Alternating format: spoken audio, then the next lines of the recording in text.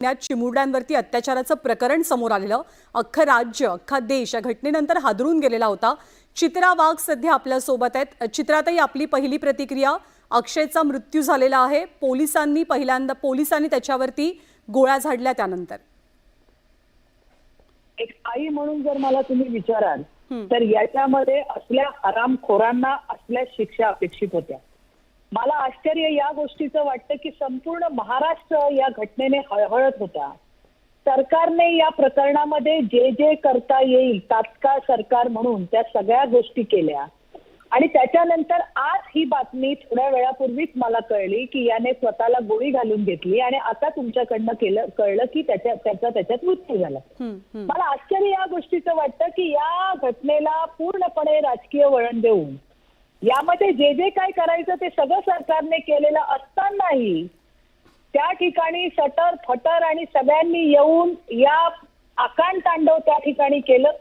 आणि आज मात्र ज्या वेळेला आरोपीने स्वतःला फायर करून घेतलं त्याच्यावरती आता ते म्हणतायत की नाही, त्याला या प्रकरणात गोवण्यात आलं होतं का, त्याने गोळी स्वतःच मारली की त्याला आणि कुणी मारली, म्हणजे इतके सगळे प्रश्न की मला आता हे आश्चर्य वाटतंय की त्या वेळेचा त्या घटना झाल्यानंतरचा कांगावा केलेले हे सगळे आज याच गोष्टींवरती त्या ठिकाणी प्रश्नचिन्ह करतायत की नाही मग त्याला गोवलं गेलंय का किंवा त्याला गोवण्यात आलंय का, ही गोळी त्यानेच मारली किंवा आणि जे काही असेल ते. म्हणजे मला या सगळ्या गोष्टी बघून म्हणजे असं वाटतंय की सरडा सुद्धा त्या ठिकाणी आत्महत्या करेल यांचे सगळ्यांचे रंगढंग बघून, असं मला या ठिकाणी आवर्जून नमूद करायचंय. चित्राताई, एक 30 सेकंद थांबा, कारण आणखी एक अपडेट आहे ती सांगते आणि पुन्हा तुमच्याकडे येते.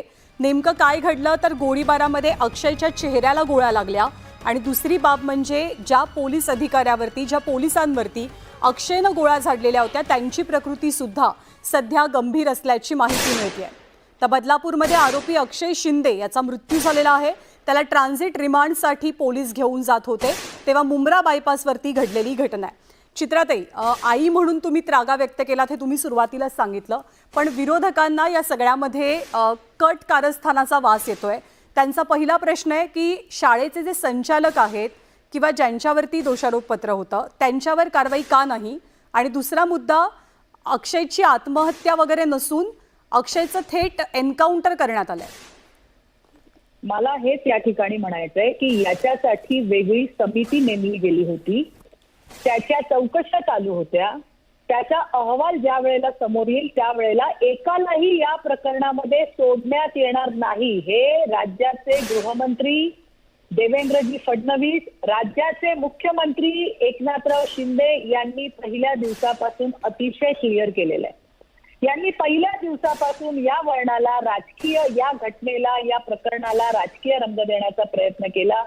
सुरुवातच केली की ही शाळा भाजपवाल्यांची आहे, संघवाल्यांची आहे, जेव्हा की यांच्या उबाठाचे सुद्धा पदाधिकारी या शाळेचे ट्रस्टी आहेत. तरी सुद्धा कुणीही असलं तरी त्याला सोडण्यात येणार नाही ही त्यांची भूमिका होती सरकारची आणि त्याच्यावर आजही आम्ही कायम आहोत.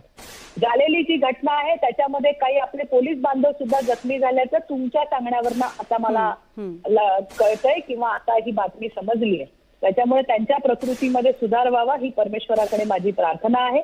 आणि बाकी जर तुम्ही म्हणाल की ज्या पद्धतीचा क्षोभ हा संपूर्ण राज्यामध्ये त्या ठिकाणी उठला होता, एक नाही 2 मुलींसोबत, मला तर भीती होती. मी स्वतः याबद्दल कमिशनर साहेबांशी आणि गृहमंत्र्यांशी बोलले होते की माहीत नाही 2 मुली होत्या की त्याच्यापेक्षा जास्त संख्या होती.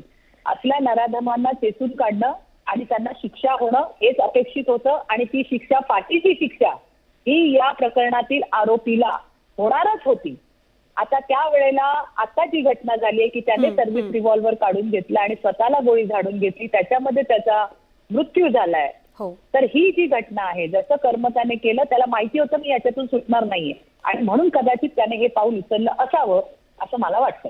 चित्राताई, आभार आपल्या प्रतिक्रियेबद्दल. आपले प्रतिनिधी अजित मांढरे सुद्धा आपल्या सोबत आहेत. अजित, काय ताजी माहिती आहे सगळ्या प्रकरणातली आता समोर येते, कारण आरोप प्रत्यारोपांनाही सुरुवात झाली आहे?